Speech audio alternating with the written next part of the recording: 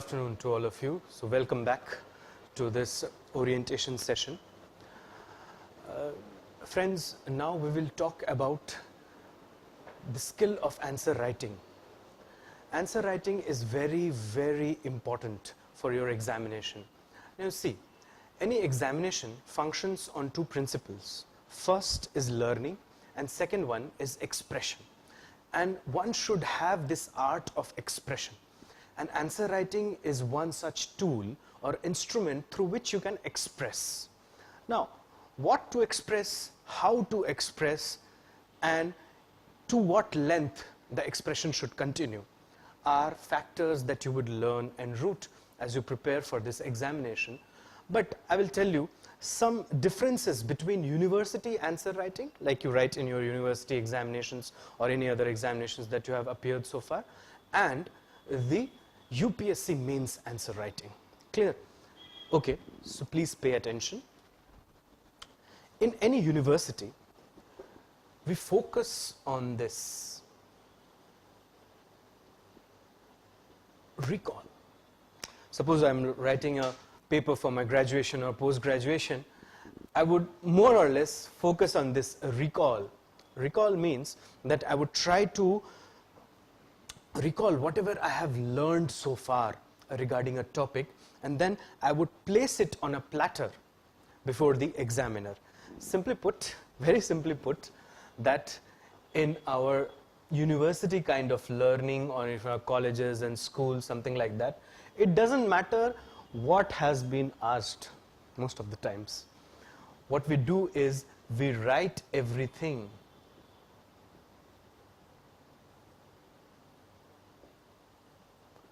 We write everything and then it becomes a hit and trial kind of method. Clear? Like suppose a question has been asked to you and you write everything regarding the topic, whatever you have learned so far. And when you place it before the examiner, now it becomes the duty of the examiner to find the exact answer that was there in the question. Clear? And then when he gets that answer, if he is satisfied with the background music, he may give you some marks. Clear? But this kind of approach is doomed to fail in UPSC. Why? I will tell you. Because there are certain differences between a college examination and the UPSC examination. Here, the first difference is time difference. Most of the time you get 30 minutes or odd to write an answer, or 20 minutes and odd. Whereas in UPSC, it is about 7 to 8 minutes. In this 7 to 8 minutes, you have to first ingrain the thought that is there in the question, understand the context, decipher the command, build your content, structure your arguments, place it in a cogent manner, and then give it a logical ending. All these things should happen simultaneously as you are writing. And you understand the UPSC mains examination is the fight among the best. Perhaps the best candidates who are through the screening test of the preliminary examination reach the mains examination, and in the mains examination they fight. There is fight for every inch of ground. So you can understand the quality of competition that is there in the mains examination. So this recall and write everything, this kind of strategy will not work in UPSC. This is the first thing that I have understood. Clear? Because in our, especially the education system is such that it doesn't matter that what has been asked, I will write whatever I know, and it doesn't matter for how many marks it has been asked, I write everything that I know. That is possible when you have time at your hands, but you do not have time at your hands in the UPSC examination. In the UPSC examination, you have to be precise. You cannot beat around the bush. Clear? You have to hit right from the word go. What has been asked, and you have to understand that, decipher that, build your content, structure your arguments, and then express it. There are three things that are key to UPSC answer writing. And what are these three things? I will tell you. The first one is the context. Clear? Every issue that is dealt in the question paper will have some context, then there will be a command. A command is a rider to any given question. For example, if I say, analyze the markets of India and how globalization are affecting purchasing priorities of Indians. Here I have used a command, say analyze. If I use the same question and use the term discuss, the answer becomes different.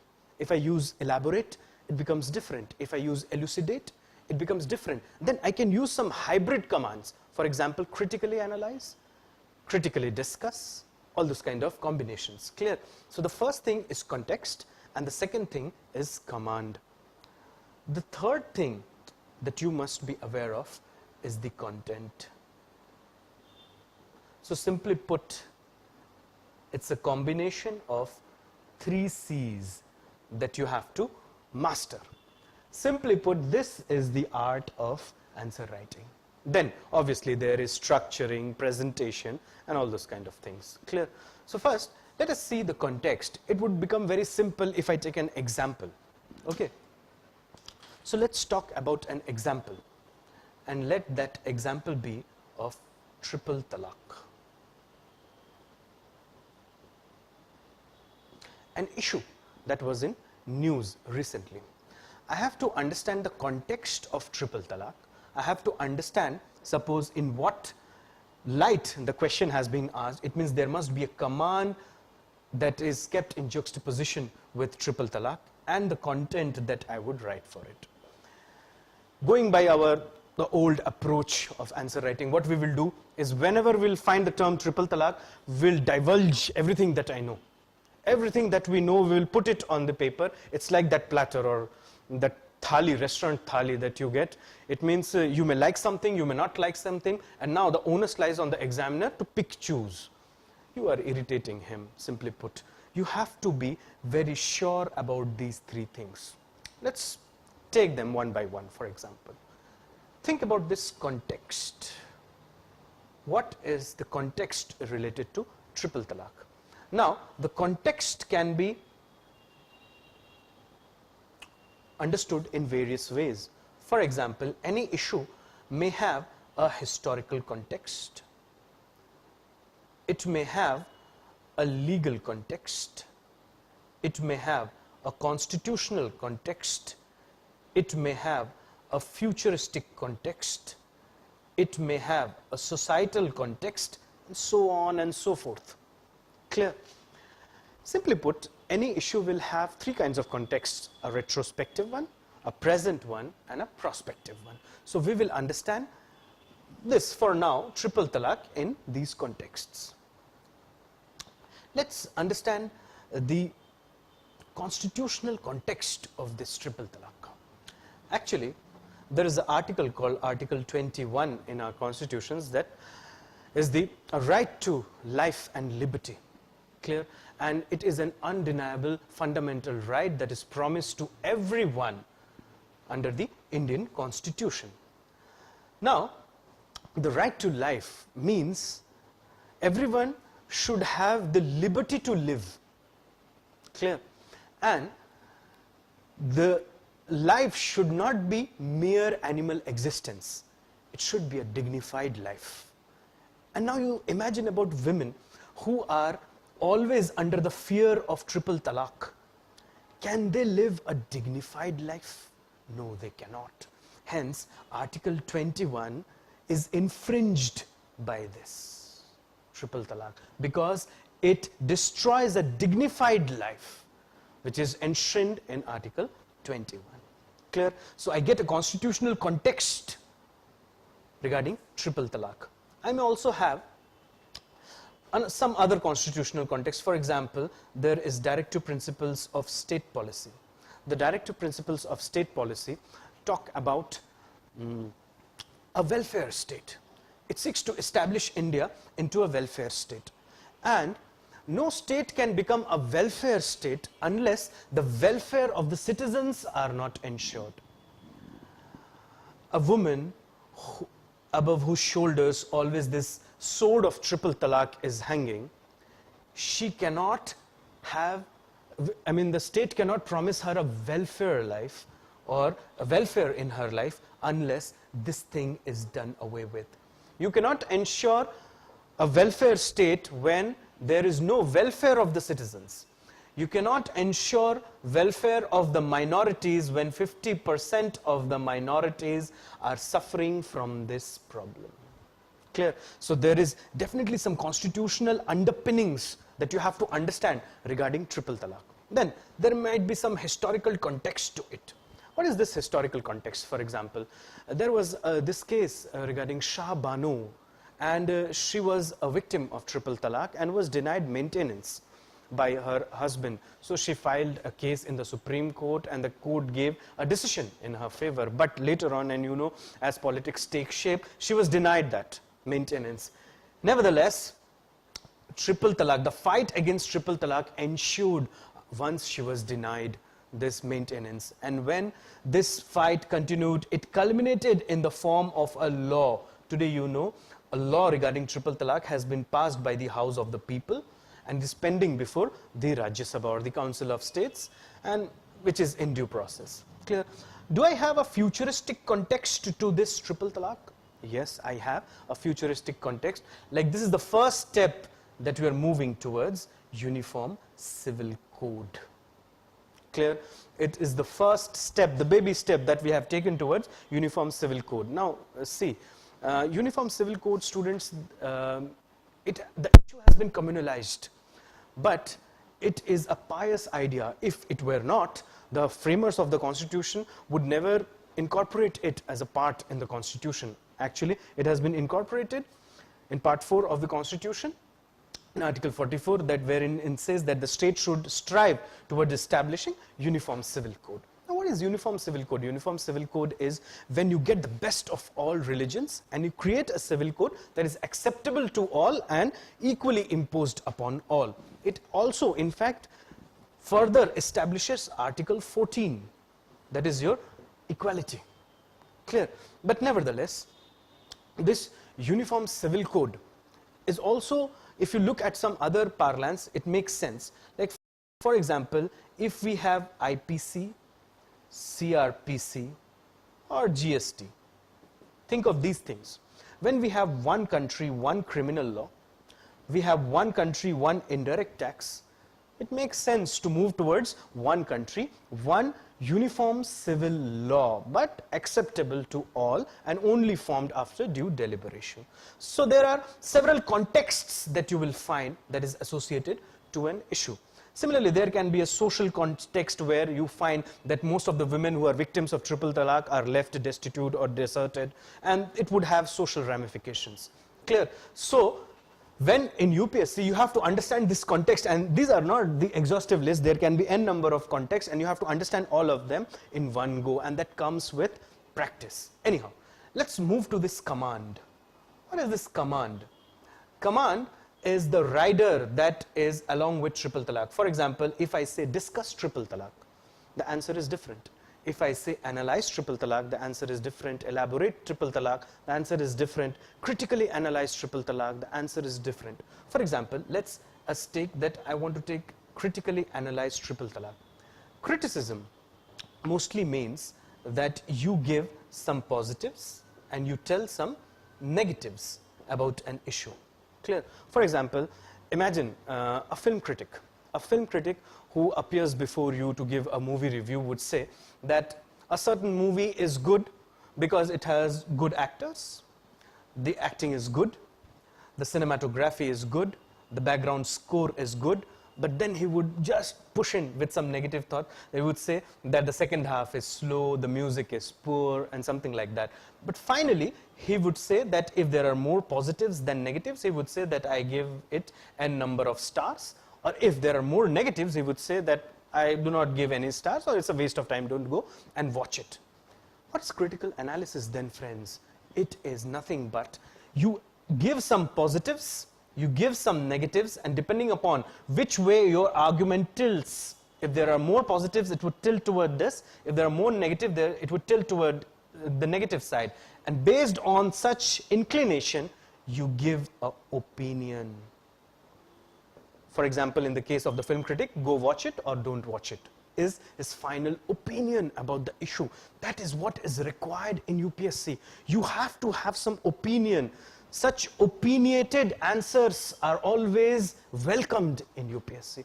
If your answer do not lead me to a logical conclusion, and the conclusion should be logical depending upon the logic or the arguments that you have presented, if that is the case, then you are on the right track. And obviously, to do that, you have to understand the different commands. If I am discussing it, perhaps this becomes different, or describing it. Content. What do you understand by this content? The content is what you will write on the paper. Clear? And this content is drawn from your knowledge bank. And how do you create your knowledge bank? You create your knowledge bank in two ways. First way is through information. Information are mostly facts. This is somewhat related to your memory. It means you want to remember the facts, but you know there are so many facts in UPSC that you can't remember much. But then this second part of your knowledge bank or your concept is created due to conceptual clarity. This is the second part of your knowledge bank. The first part is the information. The second is the concepts that you have created. Now, what is this concepts? Concept, simply put, is when you decipher an issue in such a manner that you not only understand the explicit meaning of it, but also the implicit meaning of it. And you also understand that how you have to apply that. Or you can relate it with one thing or to other things. Clear?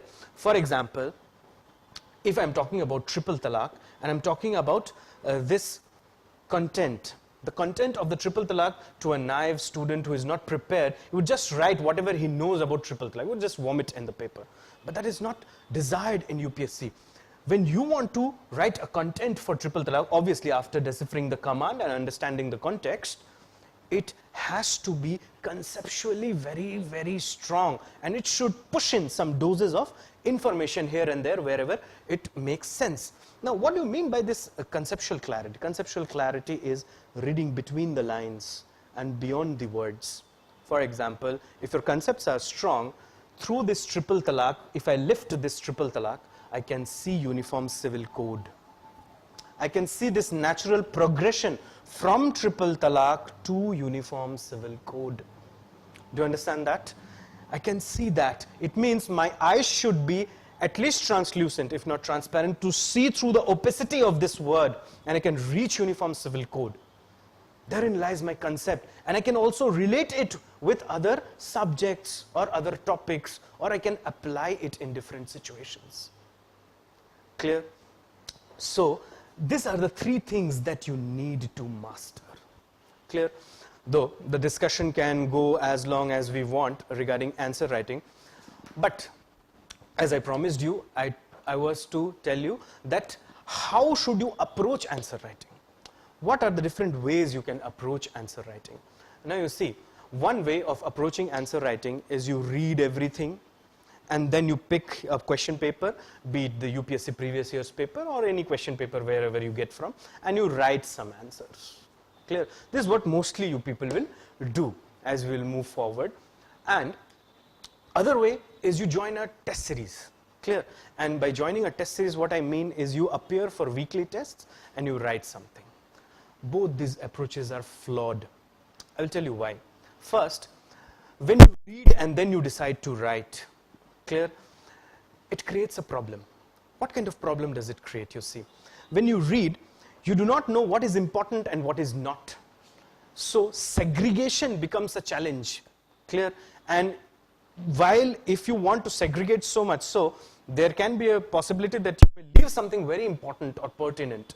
Clear? And by applying so much of concentration, it would become very difficult to recall or to get your knowledge from the knowledge bank. It would create very challenge. Next, you will not be having enough time to do your answer writing practice, because your learning is a long process and never ending. And if you feel that once I have learned everything, then I will write answer, then my friend, that day is not going to come any soon. Clear? Then the next way is test series. Now test series, weekly tests would be conducted, and in the end there would be mock tests.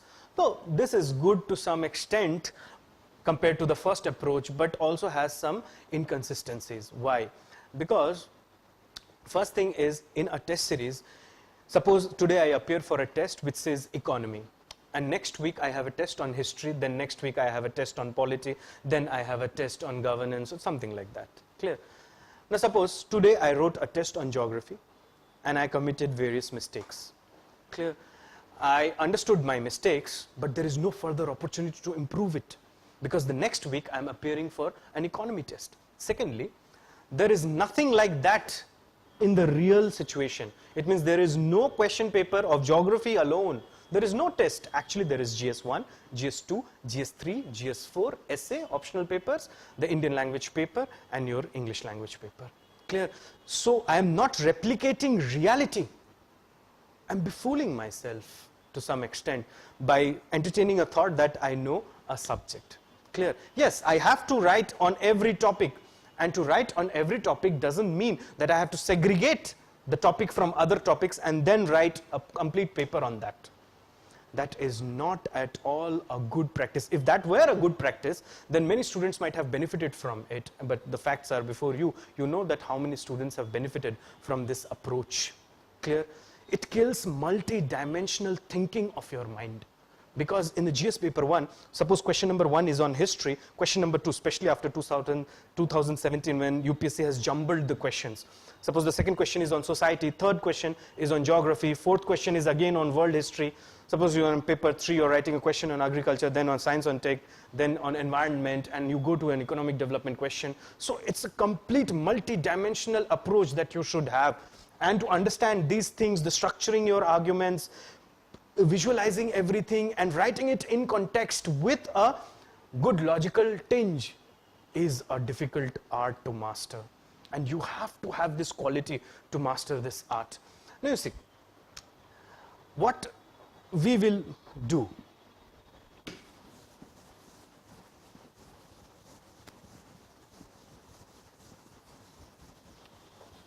So I've understood one thing, that learning and then writing is never going to actually happen, because my learning is never going to finish, because I'm learning every day. Secondly, writing test series is also not good, because it is not mocking the reality in the true sense. And secondly, it kills my multi-dimensional thought process. The best way is to write daily. Daily answer writing is the only solution. And trust me, students, that all the students who have applied this approach in their preparation have benefited. Invariably, they have benefited. This is a strategy which will not fail at all. Now, again, daily answer writing should also have some conditions. What are these conditions? First, it should not be like a test series kind of writing. It means one day you are writing on polity 4 questions, and the next day you are writing on economy 4 questions. Then it just is replicating the test series kind of situation on a daily basis. That's not a good proposition. The second thing is, what you write, you should get a feedback on that. Clear? Just to write, or sometimes it's possible that you people may exchange your papers among yourselves and allow each other to give feedback on your answers. Now, this is good, but it has some limitations. Why? Because most of the students, they suffer from the same strengths and weaknesses.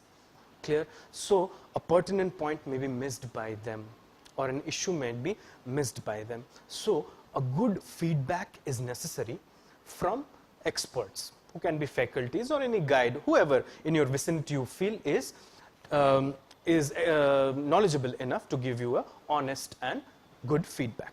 Then, not only this feedback, but because the feedback that is given to you is the inconsistencies in your answer.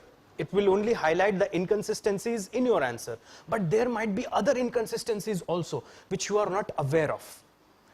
To understand such inconsistencies, you should have a reference frame along with which you can compare your answers. Simply put, there must be a models kind of answers. Though I do not like to use this word model, because what is model to someone may not be model to someone else, as two people may belong from two different schools of thought. But nevertheless, there are some general principles that never fail.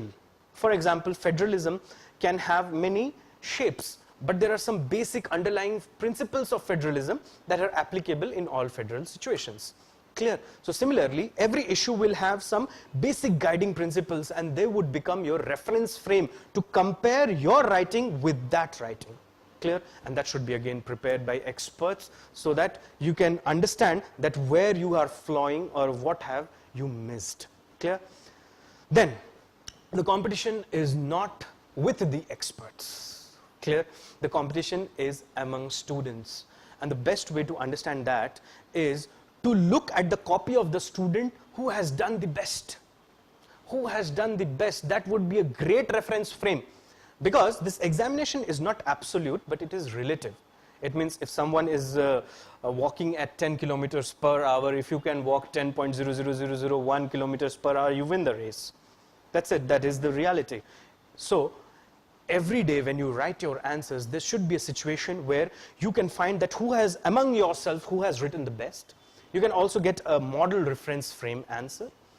Clear? And you can get feedback and analysis on your answer. That is perhaps the most important thing, because your flaws, if you'll understand your flaws, and if you'll understand others' flaws by looking at their paper, and at the same time you can also have a good reference frame.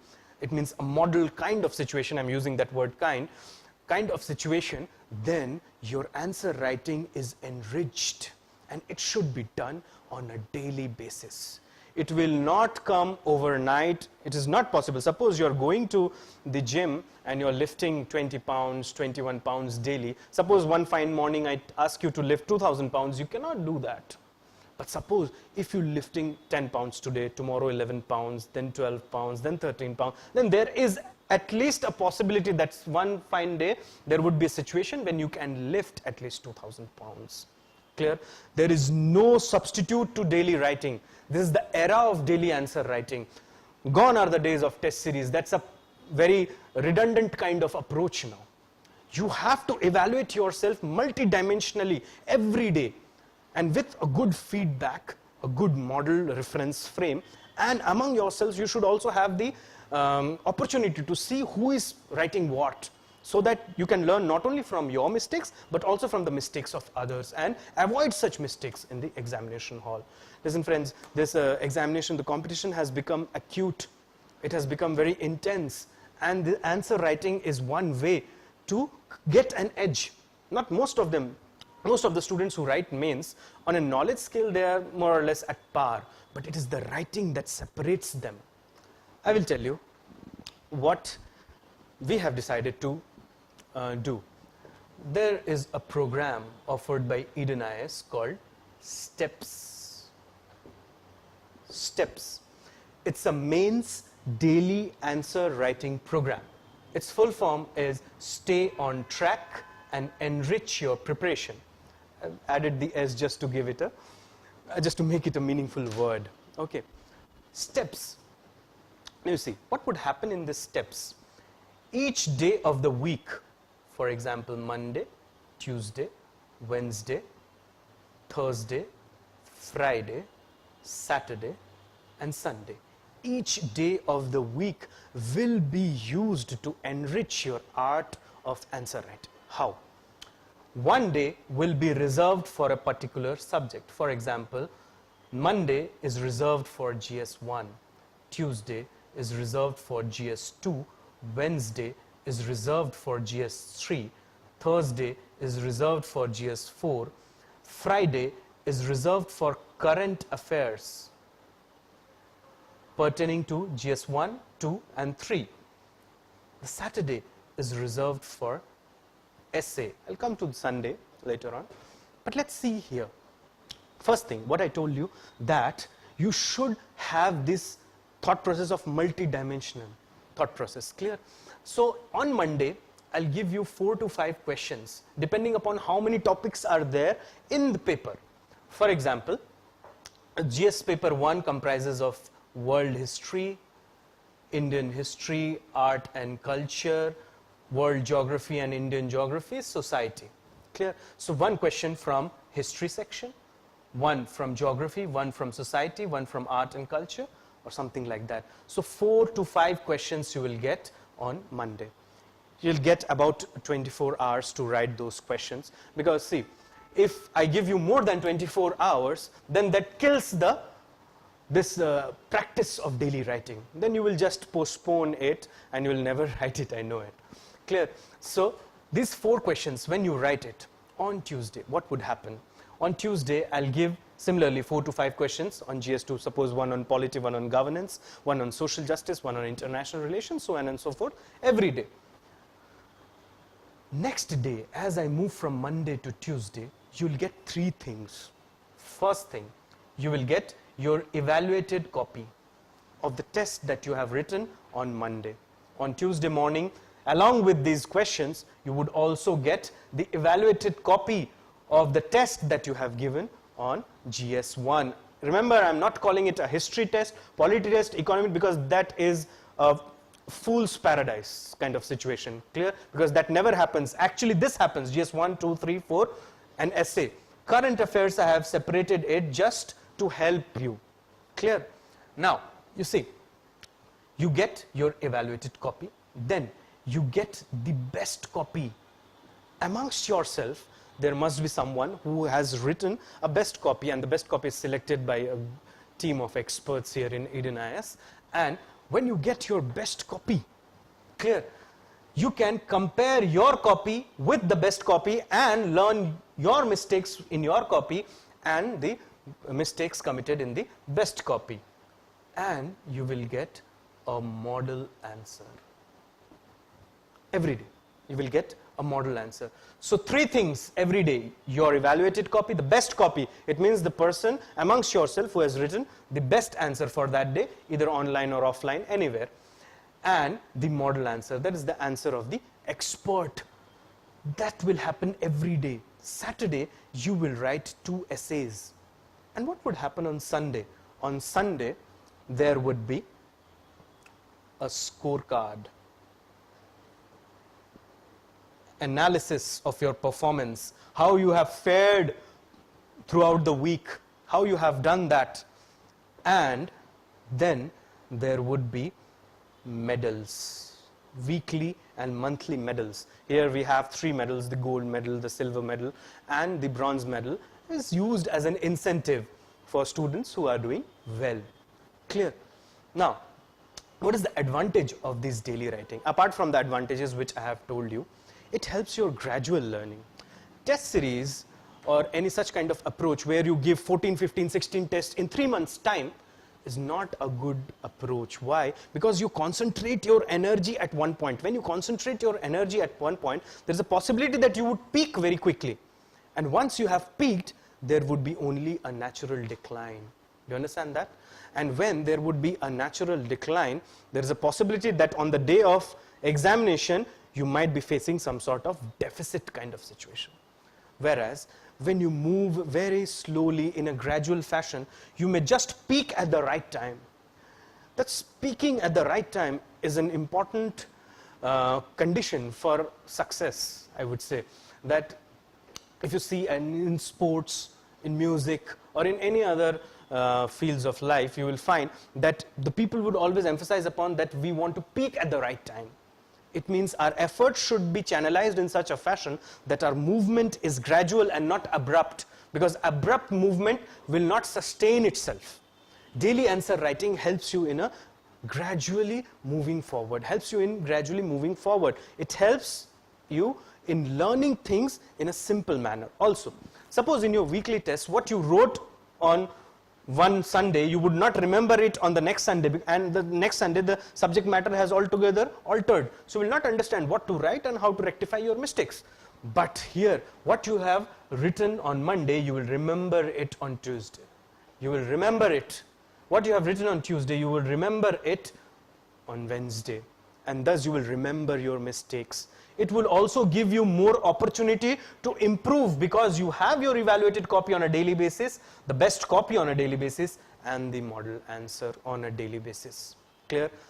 At the end of this program, you will find that if you do it for n number of months, you would have your evaluated copy daily, so you can track your progress and you can see whether you are improving or not. Although the scorecard would also help you to understand whether you are improving or not. The best copy would also help you to keep track that how others are doing, because as I say, the examination is relative. See, you do not have to imitate others, but at least it should be in your knowledge that how the best students, what they are performing. And then the model answer. So the model answer would become a resource for you. Just you can learn through the model answers and you can complete your syllabus. In fact, this emphasizes upon the concept or upon the approach of reverse engineering. What is this reverse engineering you see? Reverse engineering is through problem solving, I understand the problem and thus get a foolproof solution for it. Simply put, that is reverse engineering. Many students have said that, sir, we are not aware of the issue. How can we write an answer on it? Okay, you don't write an answer on it. At least you can read the best copy and the model answer every day. Clear? But I would suggest everyone to write answers every day and see that how you learn.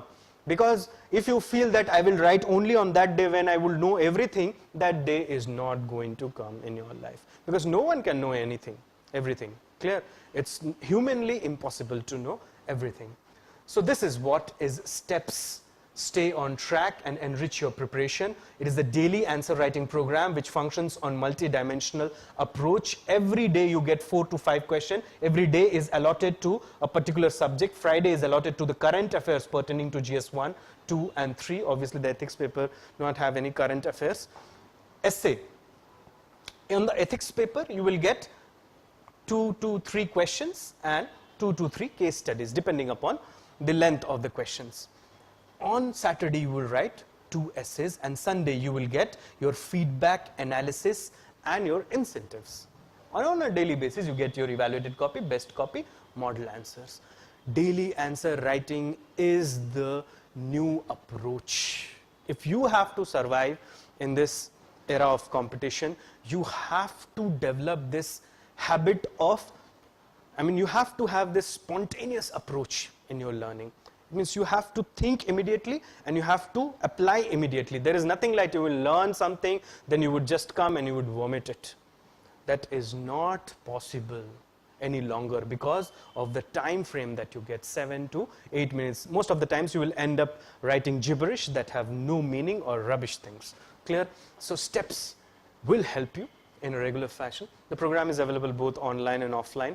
For offline students who want to do it offline, they can just register themselves at the office, at the reception. And those who are interested in doing it online, I'll give you the link. It is www.EDENIAS.com. You go onto this website, www.EDENIAS.com. You go onto this website and on the home page there is a link called register. You register there yourself and then the process you will understand. You would have a student login ID and you will have an account of your own, and in that account you can not only write answers but it is also a kind of discussion platform where you can discuss not only with other students but with the faculties also that what to write, where I have flawed or something like that. Also you would get some daily doses on current affairs. On Sunday you will get a weekly current booklet that would summarize everything that was in the news in the preceding week. Clear? So it completes your preparation and it also helps you to prepare simultaneously. Now what students generally do, this I'm telling you by my experience, what students generally do is they pick up a subject and they read that subject. And while learning so or in that course, they forget other subjects or they are sometimes obsessed with a subject because they like it or they are doing well in it. Sometimes they totally discard a subject because either they do not have content, they do not have resources for that subject, or they simply do not understand the concepts in that subject, or they cannot apply it. Steps will not allow you to digress. It will keep your preparation intact. It will help you to cover everything. When you write daily, invariably you will cover the entire syllabus. That is not possible in a test series because you will get only 20 questions and that's it. Here, when you will write daily, you will cover every nook and corner of the syllabus, and you are getting a feedback every day. A good feedback every day can create wonders. Clear? So, go to this website, register yourself, and you will find that this answer writing will give you certain advantages. Clear? So, that's it from me for today. Thank you.